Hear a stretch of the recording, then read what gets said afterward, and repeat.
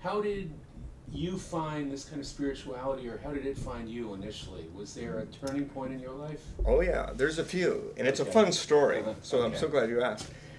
When I was 5 years old, my mom said I used to sit cross-legged on my bunk bed with my eyes rolled up in my head, and she had no idea what I was doing. My mother and father weren't particularly religious. My grandmother was a Baptist, so the first time I ever thought about God is when she sat me on her knee and she'd talk about Jesus, and she would have tears in her eyes.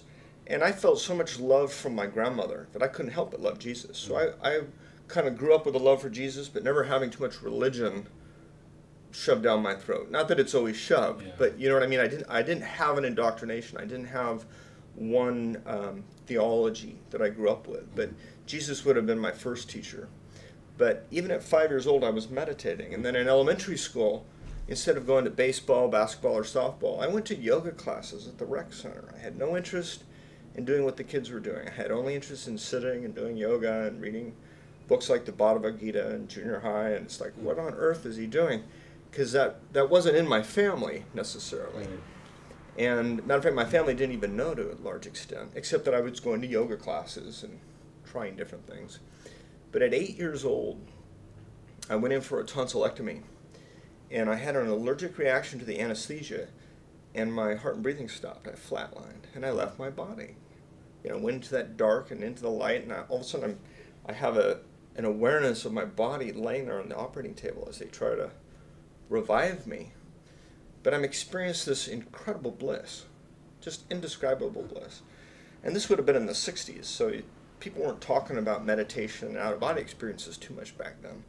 So when I got back in, it was everything that I tried to explain or had questions about was really written off, oh, he was hallucinating under the drugs.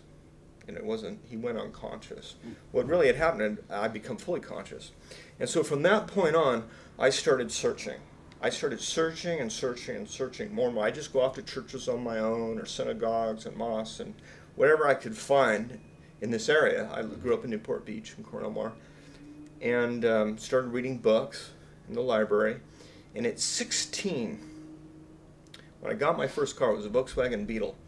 I remember driving up the 395 at the backside of the Sierra Nevada mountains, up past Bishop, and went up to a place called the Palisades Glacier to do a bit of a vision quest. Just my backpack. Went up to the John Muir Woods wilderness and sat on top of a mountain, meditating and praying and beseeching God to reveal himself to me. I must have gone kind of kooky, you know. But I got this epiphany up there. I got this tremendous sense of calling, like God had spoken to me.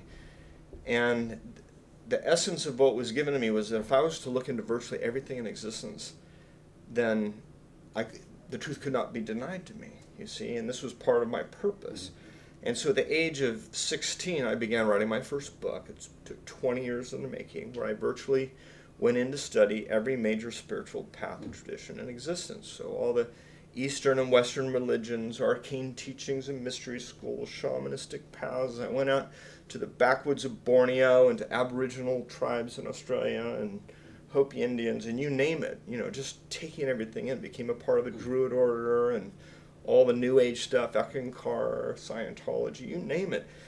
But because I'd always been really connected with the Eastern teachings of meditation, I spent a lot of time with different gurus, Zen gurus, Tibetan gurus, Chinese gurus, you know, studied Taoism, different forms of basically any kind of meditation I could find. I started with TM, had visions of Sai Baba as a child. So my whole life has been kind of a story in itself, because it was filled with all these magical people, all these Babas and Bhagwan, Swamis and saints. That's what I filled my life with, and looking for, and then end up with this book from Penguin. So a lot of the work I did over those first 20 years was searching to find what is out there. And I ended up sitting at the feet of a lot of enlightened beings, kind of guru hopping in India and trying different paths, different practices, weighing one against the other. I ended up spending 8 years with a Kundalini master from Tamil Nadu named Vettatri Maharishi, and apprenticed with him. I was groomed by him, brought him here to teach the yoga students I was teaching, and then more came because of him that I kind of took over when he went back to India. And so I was kind of prepared or groomed for being a spiritual teacher, working with energy, life force. And along the way, I ended up meeting Sri Sri Sri Shiva Bala Yogi Maharaj, who we just call Swamiji, who was the most powerful Shakti teacher in the world. You know, whenever you're around these different spiritual teachers, you've heard of Baba Muktananda. Right. Man, he had energy, and Guru Ma has energy, and Amaji has energy. If you've been around them, Right. you can feel their energy.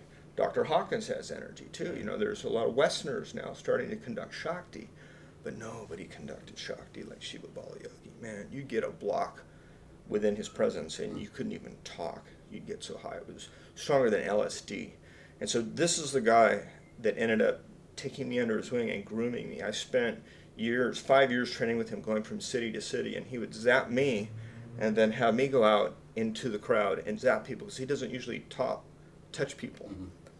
He would just bless them from afar. So he would kind of conduct energy through me to conduct it to other people. So this is how this practice of Shaktipat meditation is used, which is at the forefront of what we teach. Right. We teach a lot of different forms of meditation, but the one that kind of distinguishes us is the use of Shaktipat.